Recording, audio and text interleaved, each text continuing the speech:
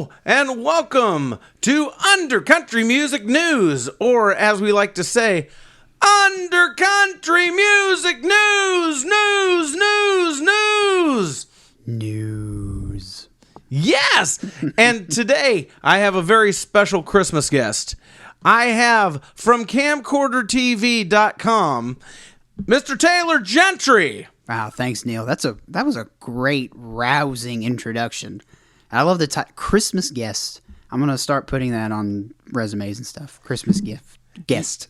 Now, Taylor, you are the very first guest I have ever had that has absolutely not a damn thing to do with country music. Yeah, is that an honor? Or, well, I mean, I feel honored because I'm a huge fan of the show, but how's this going to work? Well, the show's going down in flames. Oh dear Lord. And you're on the Titanic, and you've got your foot chained to the guardrail. If we're on, oh gosh, so I'm Leo DiCaprio? Well, if Leo DiCaprio could, he was chained. I mean, he was chained at the bottom of the Titanic, but Kate Winslet saved him. So is Kate Winslet? Can we expect her, or is this an alternate ending? You know, I never saw the movie. You've never seen Titanic ever? I've never seen Titanic, and I think the reason is because I'm a dude. Well, you could probably go the rest of your life without seeing it and be totally fine, but I mean, I am kind of a cinema guy, so I have to at least, if there's a trend there, I kind of have to check it out just to see where it goes, but not a bad movie, though. Well, that's okay. Well, now, on Camcorder TV, by the way, if you're just checking out the show right now and you have no idea what's going on, Undercountry Music is a show where I, Neil Smith, I usually seek out the kind of country music that you don't hear on your mainstream, lamestream country radio. And I try to find the artists that are doing something unique and different and really contributing something to the world of country music besides the schlock, banal BS that you hear on the radio. And every once in a while I get real lazy and I just go and I do the news and say screw the music, which is what we're doing today. Woohoo! So what I do is when I do the Undercountry Music News, I go on to Google, I type in the search term country music news. Mm-hmm. What a concept. Mind-blowing. I know. Totally innovative. So, and what I do is I look for whatever websites come up on the front page of Google under that search result. And then I go on to each of them and I try to see if any of them are actually doing their jobs and reporting country music news. Does it always work out? Not usually, no. Oh, okay. Quite often, and this is where the sort of linchpin of the news show comes into place. Mm-hmm. Because when I come across a website and it doesn't have any actual country music news and it's proclaiming to, instead it's just like PR releases and stuff, press releases. Usually you have better luck finding something in National Enquirer or something. Yeah, exactly. I mean, I got to tell you, I don't care what country it's from. If she's naked with a loincloth and a bone in her nose, I'm there. All right. So anyway, and I really think that's where country music is headed. To a third world, pre-industrial phase. Is that what you're saying? Well, think about this. Millions and billions of people that have no idea who George Jones is. Mm-hmm. So you could come and play today's modern country music to them, and they won't know that it sucks. Yeah. Yeah, I can see where Florida Georgia Line might do well in Sri Lanka. That's exactly what I'm saying. Yeah. And I would like to send them there as quickly as I possible. Can. So anyway, when I come across a website that does not have the country music news that they purport to have, I award them with a very special award. Remind me which. It's been a while since I've listened to the show. It's been a while since I've done the show. Okay, well then. So I do. I reward them with the dreaded undercountry music news wet belch of the week. Okay. And it goes a little something like this.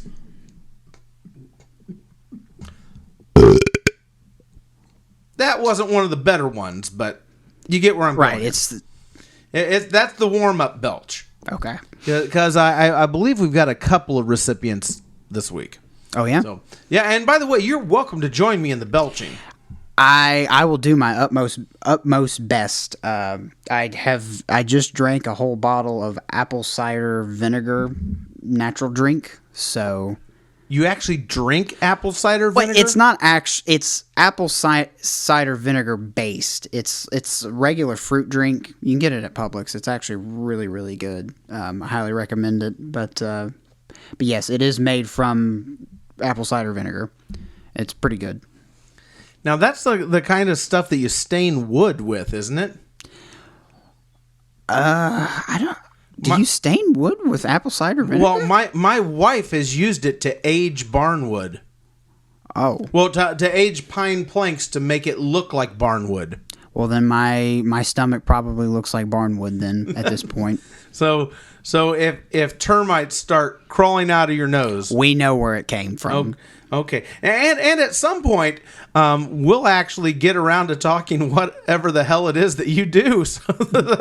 I hope we can figure it out because sometimes I don't know what I'm doing. So, okay, well, Camcorder TV. Now, we are going to actually get into the country music news here in just a second, but go ahead and tell us. Now, I've had the privilege of being on your Count Drahoon show a couple of times here. You've been on Count Drahoon's Feature of Fright, and you've also been on our little weekly recap show. We had, but you guys are so much more than just a cheesy horror podcast.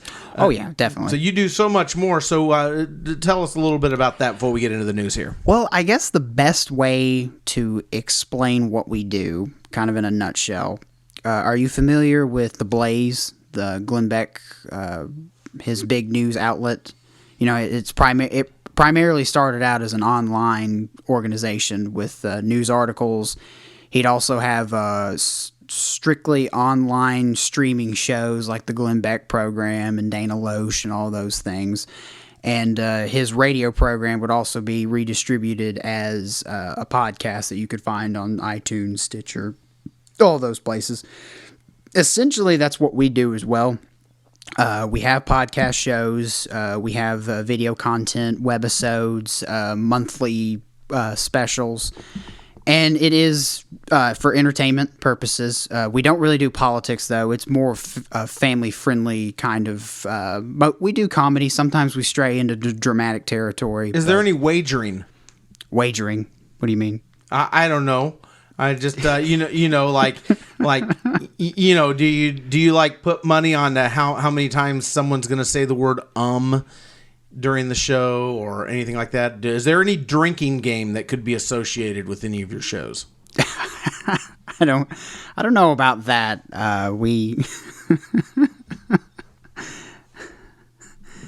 I'm missing something here, aren't I? Not really.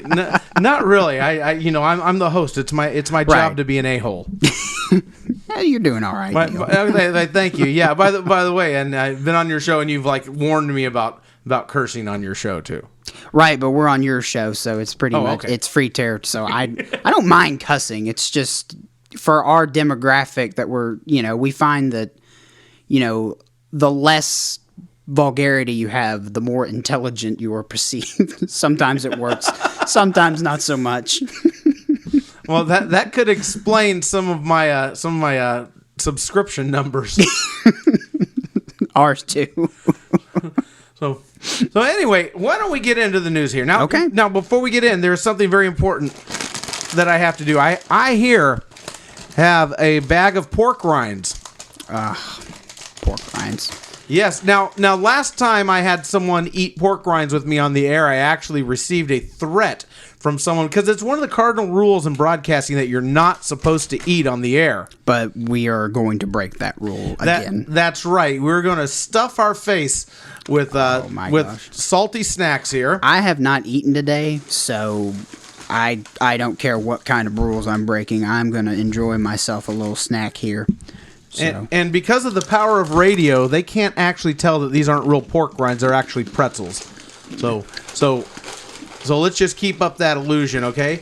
Because good enough for me. Because here we go. Here I'm gonna wait. Because see, last time I got a letter from some guy that's saying, you know, that was just completely offended by the fact that I would eat on the air while talking.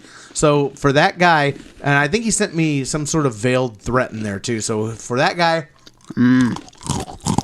this is for him. All right, here we go. Over at CMT.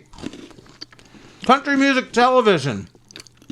Now, I think this episode's going to go good with Count Drahoon. You know, see, Taylor hosts a show called Count Drahoon's Feature Fright. Well, Count Drahoon hosts it. I just produced it, and I hand him the script and said, "Here, this is the story we're going with this month. Deal with it." Right. And Count Drahoon does this whole show where it's like old time radio, but like kind of like a feature of fright thing, and it's got and I've been like a homosexual cat on there before, homosexual cat and a news reporter. Yeah, and things like that, and think next time I'm going to be a homosexual news reporter. Well, anyway, right up your alley with that line.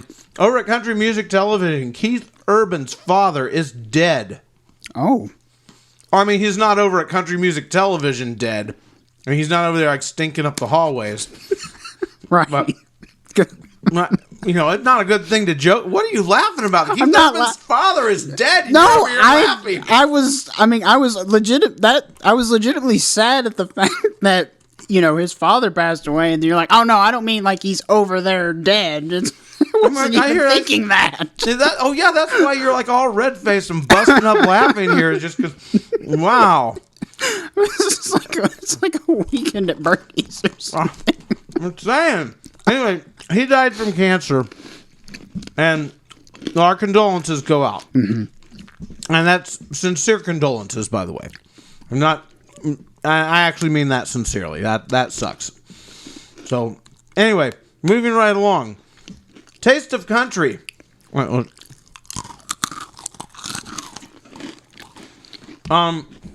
We got just all kinds of death and dismemberment in the news and this is like the Christmas episode. Yeah, there's a lot of, you would think at this time things kind of, settle down a little bit, but there's all the chaos going on in the world, and not just in the country music world, just the world. Yeah, but we got it's really crazy. I mean, folks are dropping like flies over here, though. Christmas time, no Christmas time. I mean, heck. Okay, so the ongoing story in the world of country music, and this is a really tragic one. These guys just live a couple towns over from us, and it's a real sad one. But Joey and Rory, the country duo. Well, I heard a little bit about this. Yeah, well, this has been going on for a while. Joey has terminal cancer. But Joey and Rory, they've now this is actually a happy story. Actually, they've been nominated for a Grammy for their version of the song "If I Needed You." Now, correct me if I'm wrong. Didn't they record that like fairly recently, like just a few months ago before he got sent to hospice?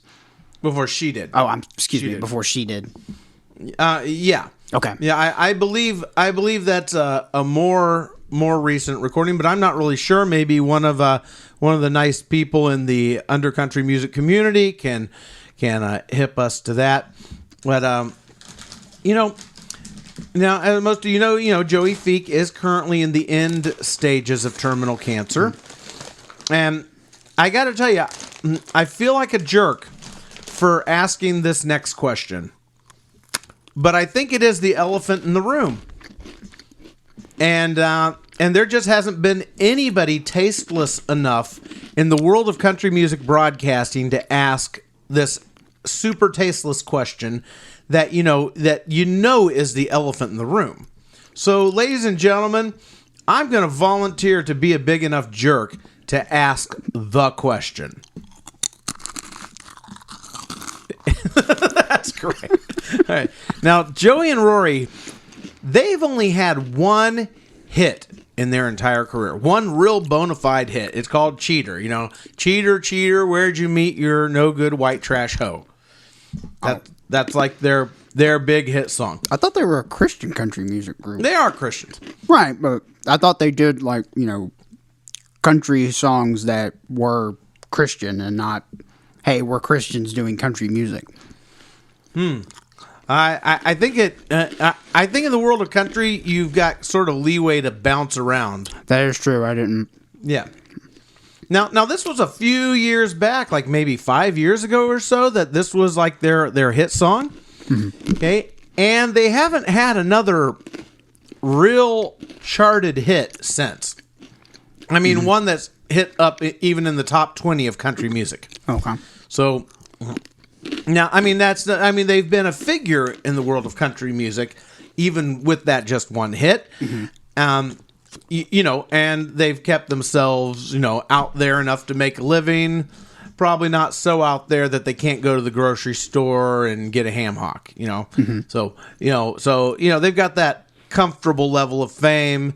They're making a decent living.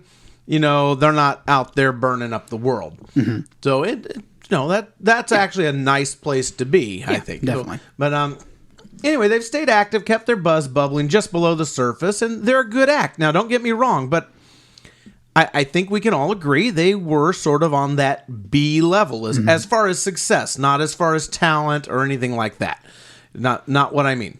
So, would you tend to agree with me like that? They're known. They don't have a bajillion hits. I'd say that's about right, because I never. I mean, I kind of hate to admit this. I never really heard of them until the story about her, basically on her deathbed, you know, made waves. So, and I mean, I definitely don't follow country music as in depth as you do, but you know, I've kind of got at least a gist of what's going on and who's who. So I'd say that's a right. You don't really follow the world of country music anyway, so that's. But anyway, you wouldn't. My point is, you wouldn't catch these guys headlining an arena, right? You know, you'd find them headlining a good sized club of maybe 1,000 people tops. I'd say that's about right. Or you might find them on a festival or something like that. All right. Not that one. Okay, now here's my question, and be honest. Do you think these two would be nominated for a Grammy if she wasn't on her deathbed? Ooh. That is the jerk question of the week. That's a tough one, because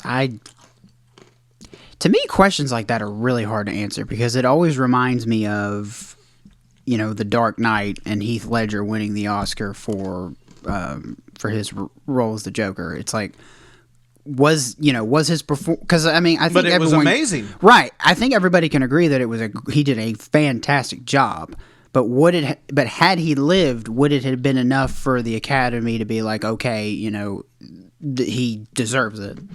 So, because you also have to think that, you know, that same year, you know, Robert Downey Jr. was nominated for Tropic Thunder. You know, he did Sergeant Lincoln Osiris, which is great. I love that movie. And then, now I'm not even saying that the song doesn't deserve to be nominated for a Grammy. I'm not even saying that. I'm just saying I think it's a valid question. No, I agree with you. I think it's a valid question, but for me personally, I don't know if I can provide an answer for that, because it kind of goes back to, you know, what I just said, the point about Heath Ledger. You know, you don't really ever know, you know, at least I don't think, because, you know, whether or not they win or not, you know, when we actually get to that point, you know, it'll play out the way that it needs to play out. And that's kind of how I leave it. But I don't know. Maybe you think a little differently. Well, also, not all Grammy recipients are superstars either. Right. So, I mean, it's...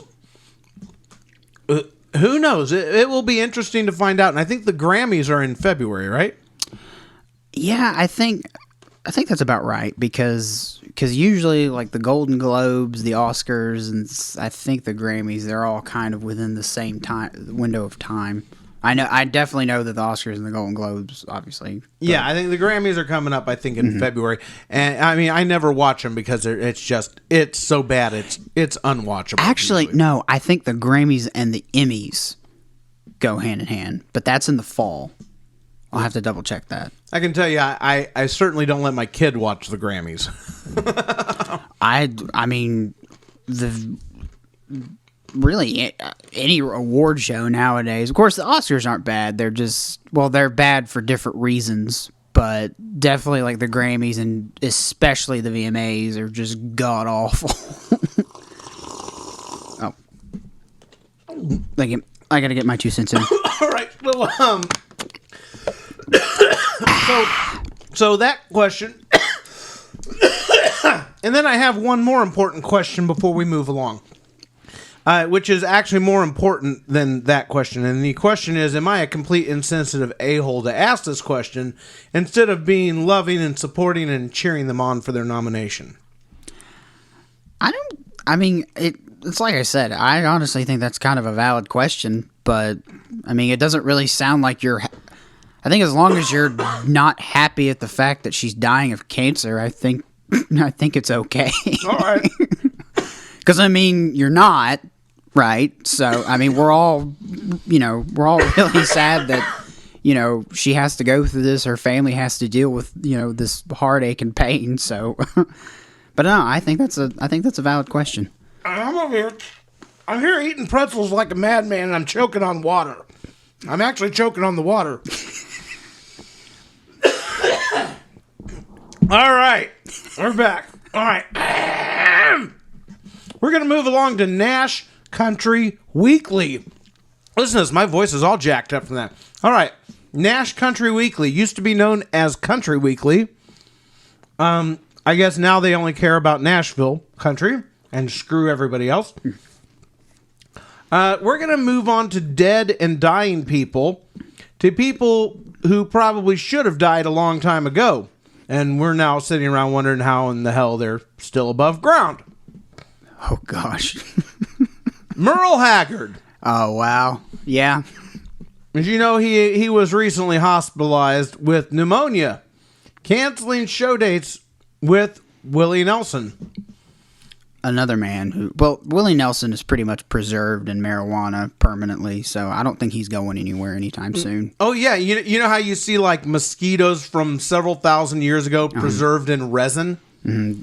Yeah, Willie Nelson, he will be entombed, encapsulated in some sort of resin that is made out of the oil from cannabis. Absolutely. If he isn't already. I think that's the reason his bus is still on the road, because I mean, every part of that vehicle is like encased in cannabis resin. It's like Cheech and Chong, but amplified by 100. You know what I'm talking about? My favorite line from a Cheech and Chong movie is where they're both sitting in there and in the car, and they're in the median on the road. They park on the median, and they're just high as a kite. And the cop comes up to the window and says, "Let me see your license." He goes, "Oh, my license, man? Oh, it's on the back of the car." Yeah.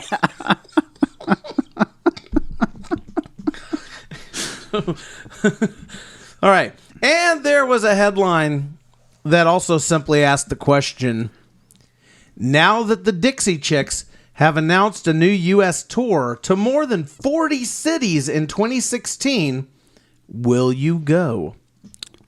Okay, so I clicked to read the article, because that was just the headline. You have to click so you can read the article. So I clicked it, and there was no article. The headline was the article. That was it.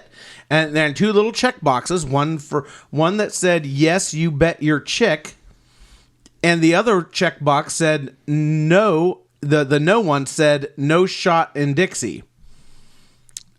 It sounds like one of those like when you go on the internet, like pop up straw polls, like who would you want to be president, Donald Trump or Bernie Sanders? Now something like this, but it was an actual published article. Right. It wasn't just an ad that was It's placed not a pop-up. Now, what I found real interesting is that in my mind, I'm thinking that probably the people who would be more inclined to click on that would be people who are most likely actually fans of the Dixie Chicks. Now, if you saw something about the Dixie Chicks and a tour, Right. and if you weren't a fan, would you be more likely to click it or just move along to something you were interested in? I mean, if I was an absolute diehard fan, I would click on it. Or if I just absolutely hated the Dixie Chicks to the point where I needed to find out where this article was going, as in terms of maybe where they're touring or something, so that I could pick at their concerts or whatever. So out of those two situations would be the only reason why I click on that. So if you just had a general dislike for them, you wouldn't click on it. Not just right. You'd have to have an avowed hatred, an embroiled hatred for you to click on it without being a fan. Right. Okay. Now you've touched on kind of where I'm headed with this. All right. So, how would you like to know how this polling went? I don't know. Let's say like a landslide towards yes, and then maybe like a good, I don't know, a little less than a third saying no. Well, that's just a guess. That's just a guess. You guessed pretty good because 64% voted yes, which means that 36% of those that clicked an article about the Dixie Chicks, which would most naturally attract readers who might enjoy them, said not a chance in hell. Over a third of the people that means over a third of the people that went there were probably have a deep-seated actual hatred of this group that clicked. That means that in the world of country, you either really, really love the Dixie Chicks or you just hate them to the point of implosion. I think this spells some real trouble for these ladies. I mean, these ladies, they are utterly despised in the world of country music. Still, how long has it been? It's been, 15 years? Something like that? Close. Real close. Yeah, I'm predicting large clubs, smaller halls for them, and I also don't think that their tour coinciding with a presidential election with the candidate who is obviously on their side of the political aisle being a woman is any coincidence at all. Yeah, they're probably, back... You ever watch those old biopics like about Jerry Lee Lewis where sometimes they'd have to put like the little cage like in front of the stage whenever they performed at bars, so when people were throwing the glass bottles? That's probably what it's going to be like, or they're going to have to bring it back. You mean Jerry Lee Lewis? Oh, I said Jerry Lewis. Hey, no. Lady! Lady! Let me play the piano! That ain't no Johnny Cash song! The Ring of Fire. But yes, I meant Jerry Lee Lewis. I just forgot the Lee. Yeah. Now I've told my story about the Dixie Chicks many times on this, but you know what? You're gonna have to tell it again because I don't know. Well, it's not very much of a story. Okay. It's just I went to go see them at an arena where we bought the tickets were purchased before the big. Before the mouth that roared, before the controversy happened, but the concert happened after the controversy happened. So the ticket purchase and the controversy straddled each other. Ooh. Now I think I was in San Francisco at the time, and my wife and we went to the concert. Like, well, okay, well, whatever. It's a concert. Well, it'll probably be enjoyable. I think Melissa Branch opened up. Oh, okay. Little bit of this, little bit of that. Yeah, because she actually did she kind of did a country song. The Wreckers, her and another girl. I forgot the other girl. Yeah, this was the Wreckers hadn't happened yet. Right, this was before the.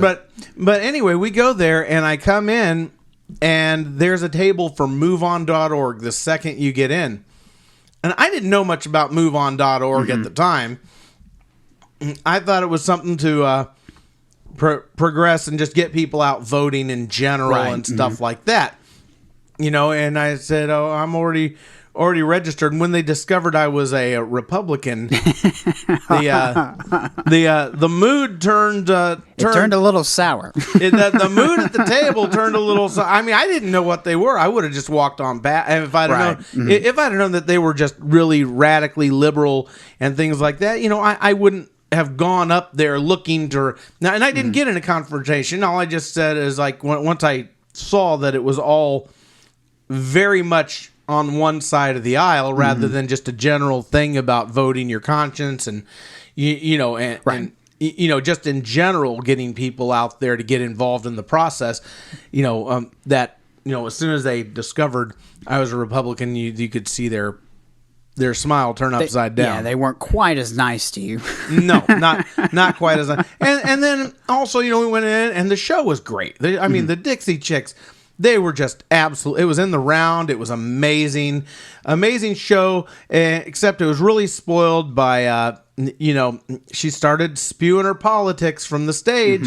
and I was like, you know, now I guess the other question is, would it have turned me off so bad if the politics being spouted from the stage was like stuff I agreed with, though? So then there's that. So, and I'm perfectly willing to admit that. So anyway, you ready to move along to some Sure, more? absolutely. Okay, theboot.com. Continuing along with our cadaverous Christmas theme, Josh Turner is mourning the loss of 2 of his crew who have both died of cancer recently. Seems like everybody dying in this way. This is like Cancer Christmas. And one was the founder of his fan club, Libby Jurors. And the other was one of his truck drivers, who was not named in the article. So does this mean that working for Josh Turner causes cancer? I think that could be a real possibility at this point. That was a really old question. I mean, is life within that demanding? Is Josh Turner's music equal benzene? I mean, you know, I actually like Josh Turner's music. You know, you can find his stuff at Cracker Barrel. Anything at Cracker Barrel is, chances are, it's quality stuff. Yeah. So, well, also, The Boot is reporting that the bluegrass band, the Graskels, will be releasing their first new album since 2013 entitled "And Then There's This." More songs about drinking and dying and losing a loved one. I'm not sure. I saw them open up for Dolly Parton a few years back, and they were high energy. They were awesome. You know, they were like traditional bluegrass. They have like one mic in the middle of 5 people, and they're all standing around it, and they're all positioned, you know, correct distance from the mic, and they all come up for their solos. They all walk up to it and back, and that's kind of cool. Yeah. You know, watching people do it the way it was done way back then. Anyway. And just so everyone knows, I'm not knocking bluegrass. I actually really, I love bluegrass. But, you know, the stereotype, and I have found this it does hold some truth that a lot of bluegrass songs are about drinking. And not drinking like, hey, I'm going to go out to the bar and have a good few one. Like, I'm so depressed that I'm going to become an alcoholic kind of drinking. And death. And your baby leaving you. Oh, well, I mean, and a lot of bluegrass sounds exactly the same too. Right. But the Graskels, but then again, there are those standout groups, and I would say the Graskels qualify as one of them. Would you qualify what are they called? I just listened to her. I listened to them the other day. Southern Gospel Revival. Or do you know much about them? I'm not real familiar with them. Okay. What about Jamie Wilson? You heard of her? I've heard of her, yeah. Okay. She did a collaboration with them recently. They covered "Ain't No Grave." Pretty awesome. Yeah. I mean, there are standout bluegrass bands that go and do something different. And there's ones that just stick to the old mold and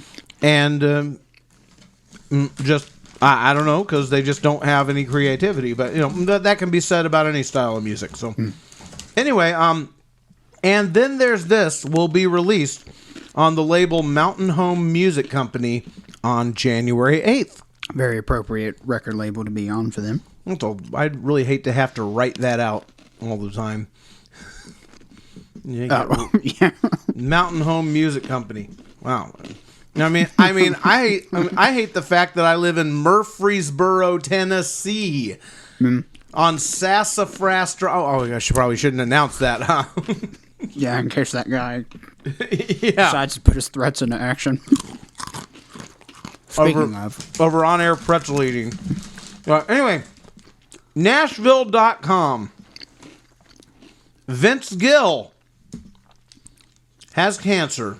No, I'm just kidding. I was about to say, I'm like, what? No. Now, I really feel bad if, like, tomorrow I hear a story that Vince Gill has cancer, then I'll be like, "Here going, Way to go, douchebag." No. Vince Gill has announced a new album, Down to My Last Bad Habit, which is set to drop on February 12th. It will feature guest appearances by Little Big Town as well as Cam. Oh, okay. And Burning House. Mm-hmm. And I actually like that song. It'll have 12 tracks. So no guest appearances by his lovely wife, Amy Grant, I assume? I guess not. Does this mean that there's some tension in the Gill household? Ooh, let's speculate. I don't know. There is a great video from last year where the Westboro Baptist Church, I remember that, came out to protest, I think, a Vince Gill concert because he had divorced and remarried. Yeah. And I remember that. And they were out there picketing Vince Gill's show. And Vince Gill came out and confronted them. Mm-hmm.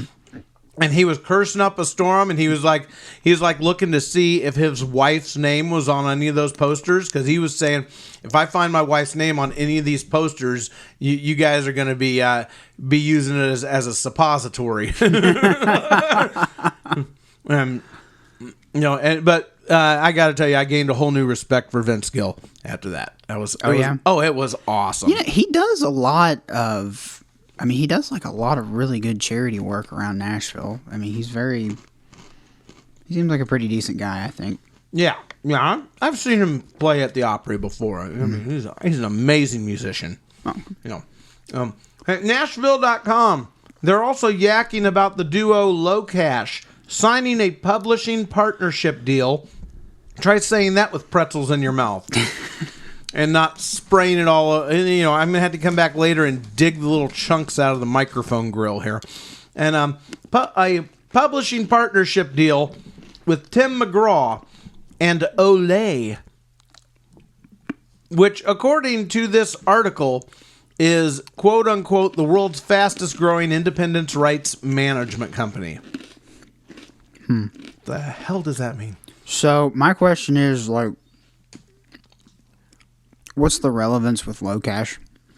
Well, because I've heard snippets of that one hit that they've got right now, the I Love This Life or something, and to me it sounds like pretty much every kind of generic country song, bro country song that's coming out.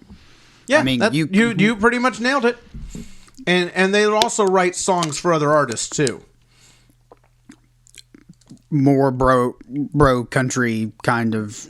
So really, like this song that they have, they could have just as easily passed it along to Florida Georgia Line, or I don't know if you could count Easton Corbin in the bro country bracket, but just anyone else, and it probably would have sounded almost exactly the same thing. Yeah, but this is a partnership deal with Tim McGraw and Olay, which means, more importantly, it means that Tim McGraw doesn't write his own songs.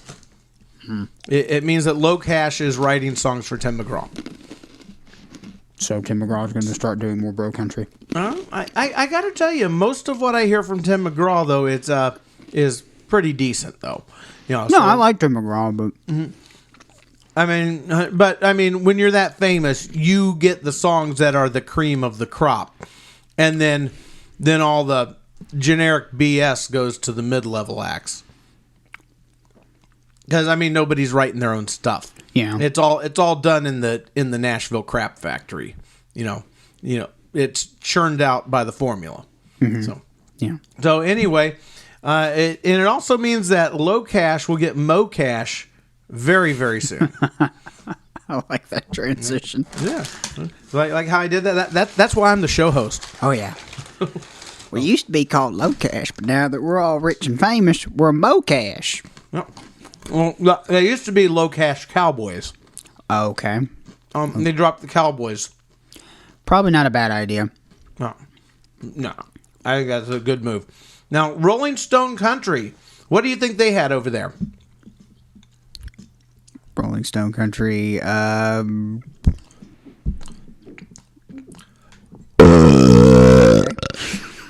what they had over there. They just didn't have anything. They had a couple press releases, but no news whatsoever. No news. And they're showing up on the front page of Google. Huh. Well, so heck. All right, so I think we can safely move along to country standard time. Country standard? And guess what? Let me guess. Nothing. We have another death. Oh, gosh. Who's it this time? It's not a person. Is it a trend, perhaps? It's a record label. Ooh. IRS Nashville, the label best known for the duo Striking Matches. Yeah, that means they're not exactly living large. No. Has died a grisly death and is to be entombed in the vast graveyard of deceased Nashville record labels for all eternity. Striking Matt. Who are they? They're a duo. Right. I saw them open the Grand Ole Opry once, and okay, they're all right. Okay, they're all right. But that's their biggest claim to fame, was just an opening act for. And I'm not trying to sound like I'm not trying to sound demeaning towards them. I'm just saying it wasn't the world's biggest label. No. So, but yeah. Well, Striking Matches will apparently be reassigned elsewhere within IRS Nashville's parent company, Capitol Music. Okay. So, also Maddie and Tae. Familiar with them? Girl in a country song. Oh, okay, yeah, okay. Yeah, I was gonna say I date. It's odd that you bring that up. I dated a girl named Maddie once. So, was it this Maddie? She's pretty no. young. You might get arrested. Yeah. All right. Anyway, Maddie and Tae have relested.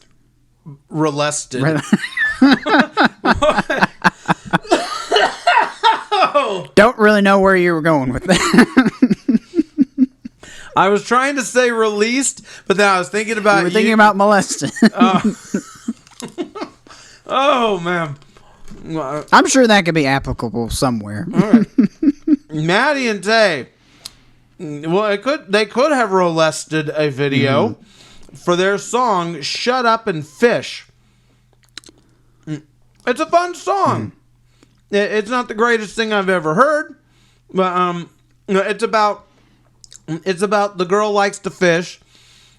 This guy from the city comes wanting to score with her. You know, she's trying to fish, and this guy who doesn't know how to fish, he's kind of like got his paws all over her, and she's like, dude, shut up and fish. Okay. You know, because she's just not digging it. See, I'm somewhere in the middle in that, because in country music you always either got the yuppie guy or girl, or you got the real country guy or girl, and I'm kind of like I like fishing. I've been fishing. I don't do it regularly, but if somebody said, "Hey, you want to go fishing?" I'd be like, "Okay." What about a song about that? Yeah, like fishing is just like okay. Mm-hmm. Yeah, that sounds exciting. Yeah, fishing it's all right.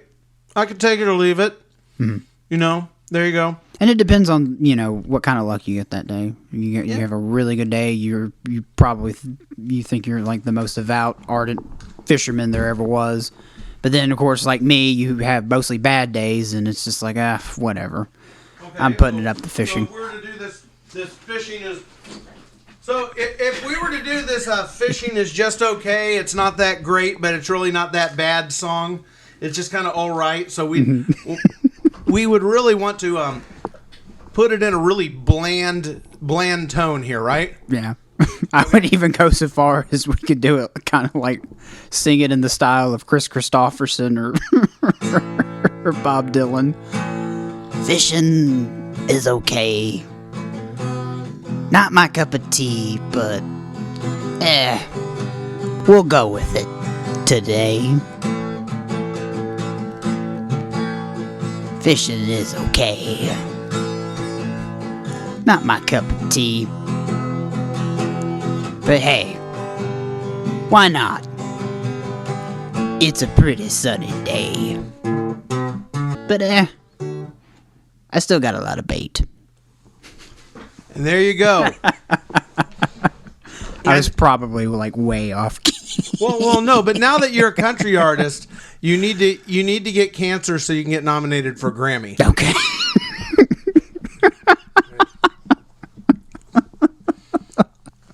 Anyway, that was like Donald Trump level. Yes. Now, anyway, you can check out Maddie and Tae's new song, "Shut Up and Fish," on YouTube.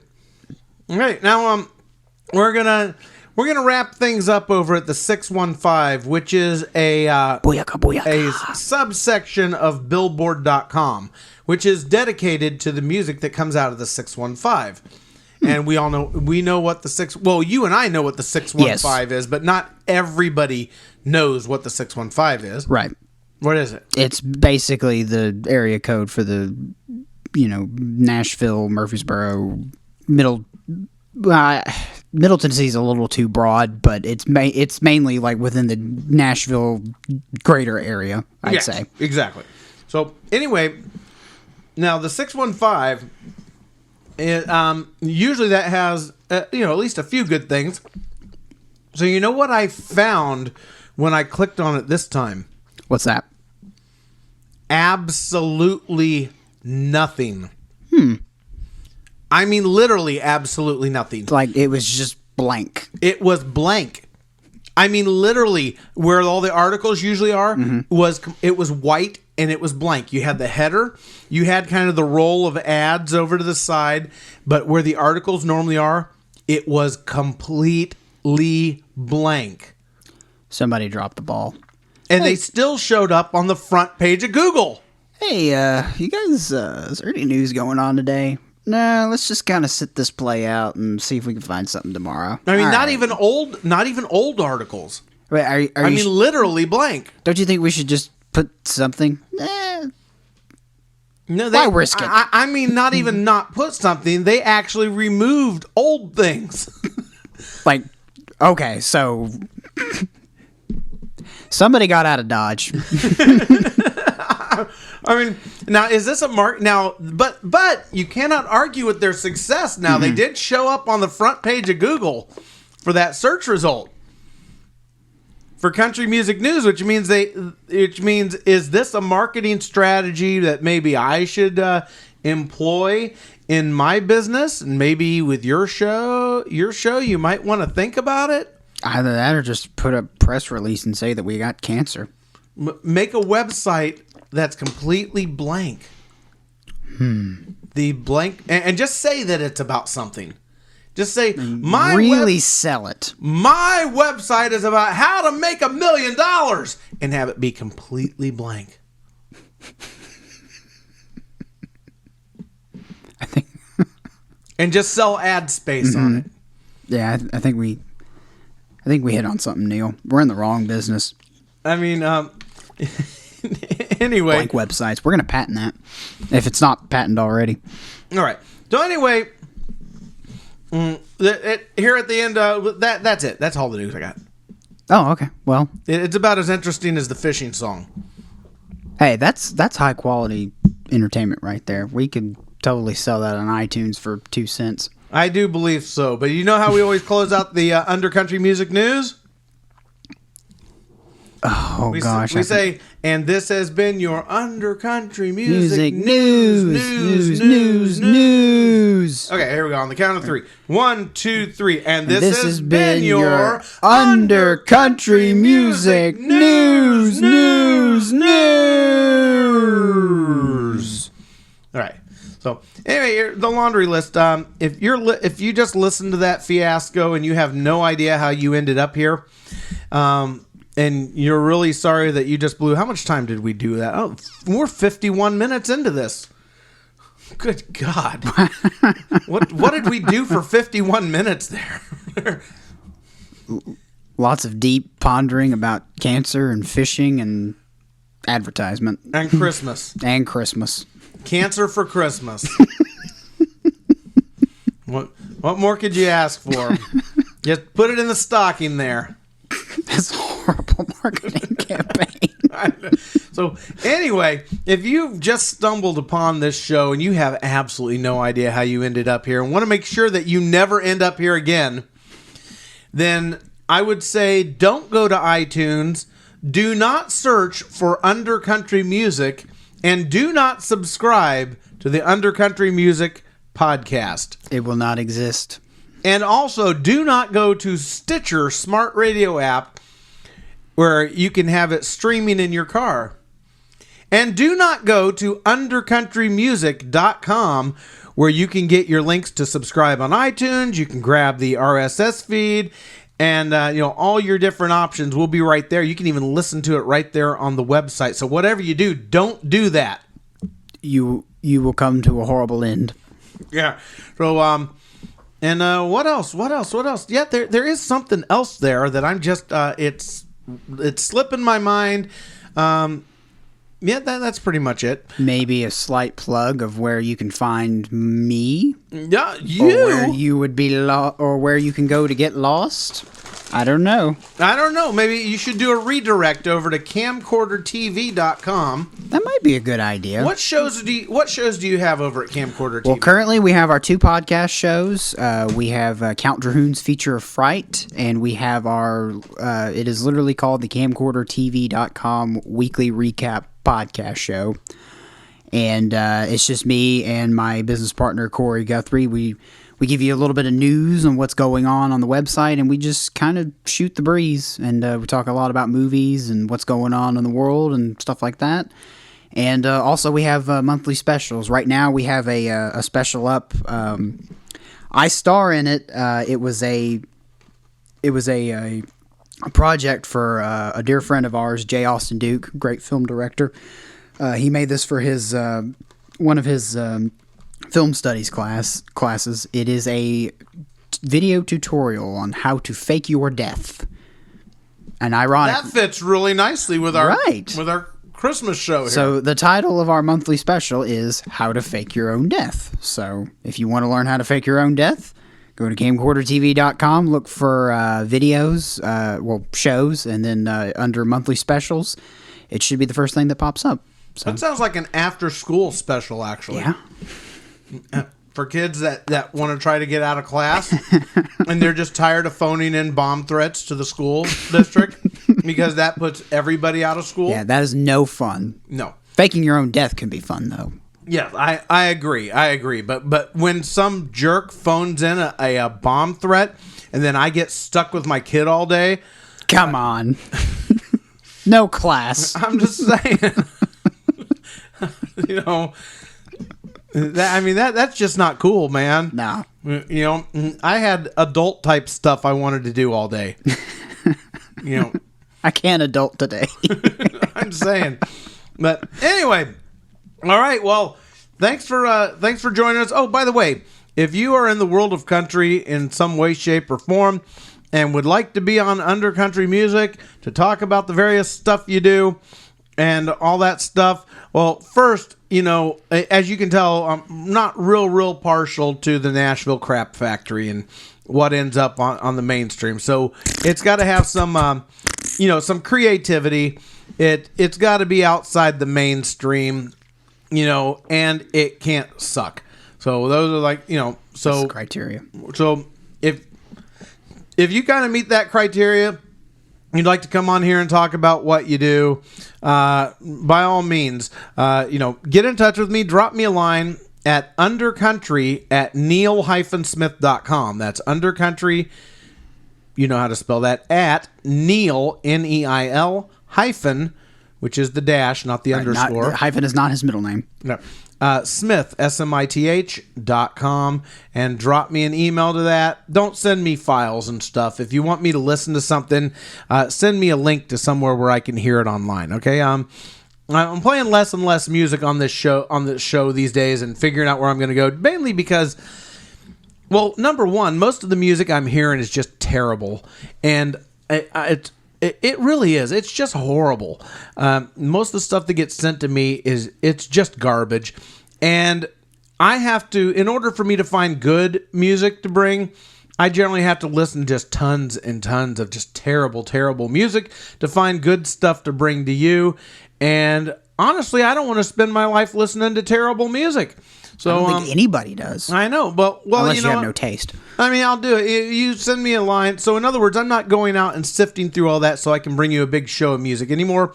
It's like people who submit to me, and then I'll take a quick listen at it. And if it doesn't suck, then and it's doing something interesting, then I'll invite them on the show, and then we'll just co-host the show and build the whole show around them. And if you don't have anything to do with country music, maybe come on and we'll do the news. And you don't have to be in the Nashville area either, or in the Murfreesboro area, because they've got this thing called a telephone and Skype. Yeah, I don't do Skype. You don't Skype? No, I like doing the I just put my cell phone. I just stick it in a mic clip, and then I hear them through the headphones, and I talk back to them, and they go into one channel here. I go into the other channel. And, it sounds kind of like this when they're talking. But I kind of like that. I don't need it to sound like they're standing next to me when they're really not. Right. And not to mention, if the phone call starts breaking up, it's just like a little bit like that. But when Skype breaks up, it's like... Oh, yeah. Are you there? Can you hear me? And then it goes dead. Well, no, you get that weird robot sound, like. And then that whole annoying thing where you got to be like, I didn't hear that last part. Do you think you could repeat that? I just said that like 20 minutes ago. like when you realize that you've been talking for 20 minutes and completely shunning your guest. When you're going on and on. That could be a Facebook meme. And then and your guest had like hung up on you 20 minutes ago because you asked a question that they got really ticked off about. like why do they hog all the spotlight and none of the other, or how much do your band members get paid?